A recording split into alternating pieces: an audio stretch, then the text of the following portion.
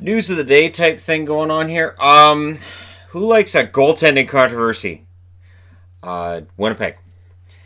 So Laurent Brossoit is playing his second straight game, and either Paul Maurice is just unhappy with Connor Hellebuck right now, or he's sending a message, "Hey Connor, get it together," or he thinks Brossoit is just the better goalie right now. I will say of the two games that were played, Brossoit played better than did Hellebuck. But, boy, it's early in the season to start this kind of thing, isn't it? I was joking when I said we'd be seeing goalie controversy already. And here we are. So we'll see how long this goes. If Winnipeg wins and if Brossoit is a good game, do you keep playing him? Does he get into that third game? What happens? The Senators made a couple of roster moves this morning. Chlapik and Batherson have been sent to the American Hockey League. I think it's become pretty obvious that the Senators are looking forward, not looking at the present, and that's why a lot of guys are getting sent down. I'm wondering what Logan Brown's his agent's going to think of that right now.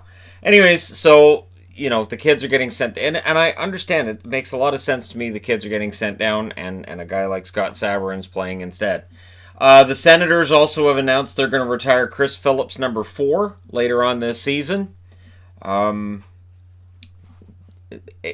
Phillips, the thing with him is, he's number 1 draft pick, played his whole career in Ottawa, and when people look at number 1 draft picks, they look at Phillips and go, well, he wasn't, as good as all the others, blah, blah, blah, but he had a nice, solid career, good defenseman, and I think it's kind of nice that they're going to retire the number.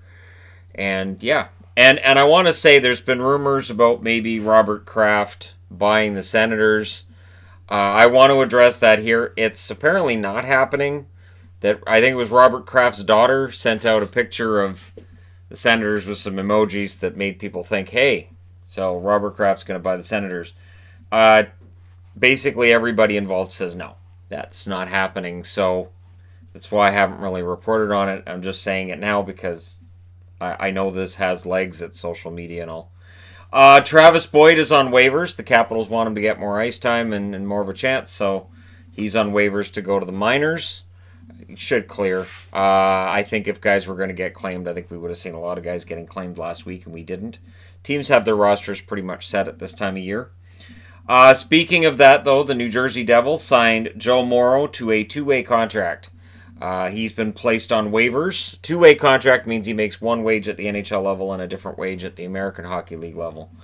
He's been placed on waivers. They intend to send him to the American League. He will start the season there, and we'll see if he stays down there or not. I don't think it's a reactionary move. I think there's a lot of panic when it comes to New Jersey. I don't think it's that bad. Look, during the preseason, they looked fantastic, and I said, don't get too excited. But, yeah, the Devils looked amazing. Now, 2 games into the regular season, everybody's ready to throw them away. I'm not in either camp. I think, that they'll be better than what we've seen over the last couple of days.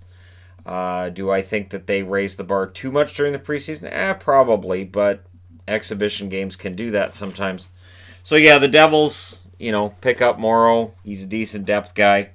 Patrick Marleau apparently still feels he's going to play in the NHL this year. I'll say this for guys like Marleau and Markov and Justin Williams, who's decided to step away. He could have been playing right now if he'd wanted to. As we go through the season and teams are going to get injuries, teams are going to go through rough patches. They're going to need players. As long as Marleau stays in good health and stays in shape, and he's able to maintain the right mentality about it, he'll get a job. Somebody will sign him at some point. He's not going to get the kind of money he was getting in Toronto last year, but he'll get himself a job. Somebody will pick him up. Even if it's short term, he will get a job in the National Hockey League at some point this year, because somebody's going to get to that point where they're like, we need somebody else. Hey, Marleau's here. He's been in the league for a while. He might be able to just step right in. Victor Mete set a record. I'm going to go ahead and credit Roto World with this one. Roto World, if you follow their player news daily, it's become a really good spot for me to go and get news on teams that TSN Sportsnet and others that I go to don't report on at all. So they have really good lineup news, player news, and whatnot. So there's a free plug for them. I've never talked to them or anything. But Victor Mete, with 122 National Hockey League games and 0 goals, has passed the record of Mike Komisarik's, and this is a Montreal Canadiens record, which was 121 games. So Mike Komisarik had a pretty decent career, made some money. So if Victor Mete, if you see this, hey, you're following in the footsteps of a guy who made a lot of money, played a long time in the NHL. I like Mete. He's got to get a goal soon, right? It's got to happen. I'm pulling for that goal myself. Every time he takes a shot, I'm like, please let that go in. Because I don't think he's a bad offensive defenseman. He's obviously more defensive minded, but I think the offense is actually there. I think we'll see it at some point. Blues fans. So when they picked up Falk, everybody said, well, bye, Pietrangelo. See ya. They're talking extension right now. Yeah. If Armstrong pulls this off, if he can keep Alex Pietrangelo and stay under the cap, he's heading into Wizard territory. Because we've looked at the St. Louis situation for next season and said, well, yeah, looks like Pietrangelo is going to be probably priced out of the market.